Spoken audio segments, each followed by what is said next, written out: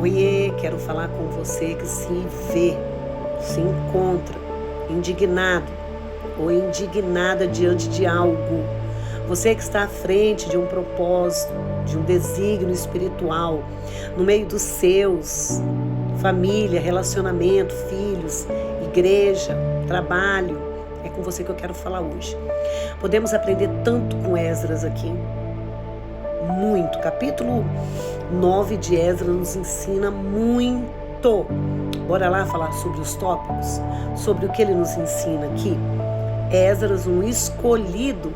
Você que está me vendo pela primeira vez aqui, nós estamos liberando, sabe, uma série de ensinamentos sobre restauração do nosso altar, restauração do nosso relacionamento com Deus, livro de Esdras. E logo, logo, vou liberar sobre os muros e sobre as portas que nos espera em 2026.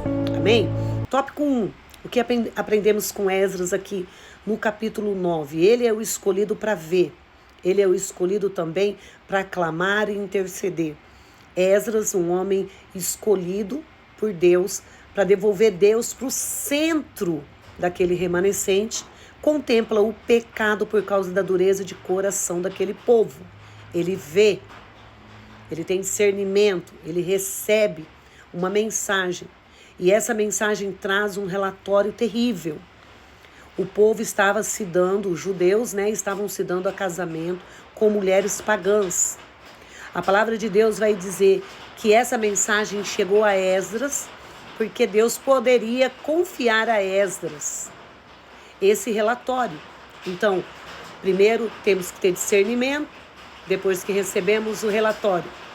Clareza, como vamos parar para resolver e de que forma. Terceiro, vamos ser uma voz, vamos ser aquele que vai trazer o Senhor para trazer, amém, um quadro contrário ao do pecado, amém? Então aprendemos muito aqui. Se Deus te confiou um relatório, se Deus te trouxe uma mensagem sobre alguém, sobre uma situação, o teu papel, o meu papel é levarmos para o lugar certo, para Deus. E buscarmos em Deus, segundo ponto, buscarmos em Deus clareza, como pararmos para resolver. Profetiza. E se eu me vejo indignada, porque Esdras aqui profetiza, está arrancando o cabelo da cabeça, da barba. Esdras aqui está rasgando suas vestes, está indignado. Olha o que aprendemos. No lugar certo. No lugar certo. Perante a presença. Quando ele recebe a mensagem, ele não volta para o povo a ferro e fogo.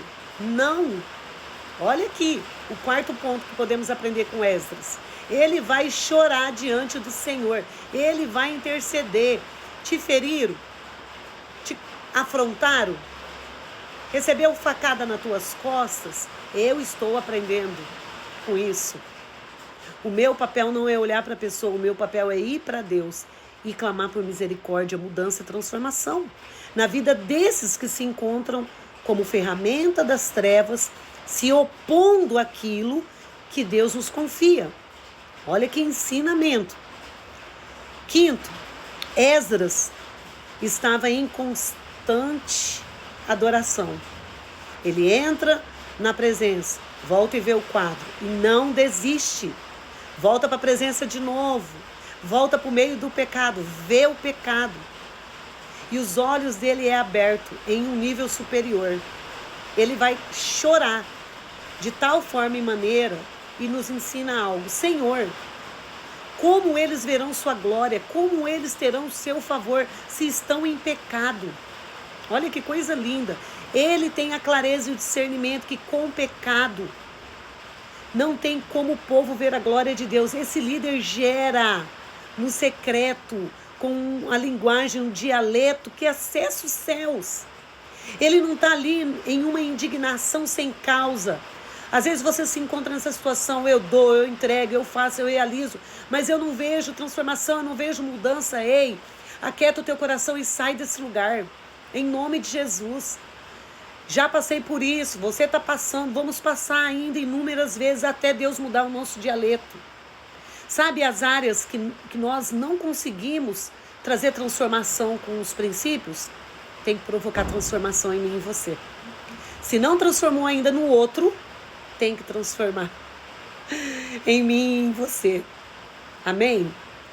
E olha só que interessante, esse dialeto, amém, vai levar Esdras a entender, a esse sacerdote entender o dano desse pecado misto. Esse pecado misto ia trazer, sabe, tanta separação, porque esses homens estavam se dando a casamento com mulheres estrangeiras. Ei, preste atenção, muito deles com consciência. Muito deles com consciência. A misericórdia trafega por um tempo. Olha só o que aprendemos aqui. A misericórdia trafega por um tempo. E de que forma? Deus permite circunstâncias e situações se darem para nos ensinar. E assim não pecarmos mais com consciência.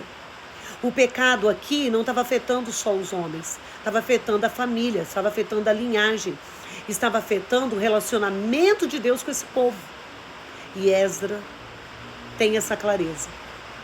Tem essa clareza. Como Esdras, eu e você, presta atenção nisso, vamos passar até que ele venha por essas situações. Mas como eu disse no conteúdo passado, mais tempo passado com Deus, mais recursos dos céus nos é liberado. Então eu e você vamos ganhar estrutura. Mas e quando é aquele próximo? Quando é aquele de perto? Quando é aquele que eu acredito que tem que acreditar na minha missão? Isso não dá, isso não acontece. Bom, está aí uma das maiores articulações do inimigo. Ele não anseia usar um de longe, mas é aquele que você está servindo, é aquele que você está intercedendo por ele, é aquele que você está ali colaborando com o crescimento dele. O inimigo, se ele encontrar uma brecha em mim e em você, ele vai usar aquele que vai fazer doer muito mais do que se ele fosse usar alguém que está distante. Então aprendemos isso com Esdras. Se não transformou o outro que está longe, ou que está perto, ou é do seu convívio, tem que transformar você. Às vezes nós vamos chegar chorando. Então eu quero te dizer algo. O mesmo que te separou, que me separou como Esdras para ser luz na vida dos outros, é o mesmo que também nos cura. É o mesmo que também nos faz crescer. Então declara aí, se não está transformando meu marido, meu filho, meus amigos, alguém da congregação, um líder, não sei. Amém? Que transforme a mim, que mude o meu dialeto, que mude a minha maneira de olhar para o outro. Como Jesus olharia para o outro? É dessa forma que tudo isso vai nos levar a crescer. Meu Deus, uau! Capítulo 9 de Esdras nos ensina muito.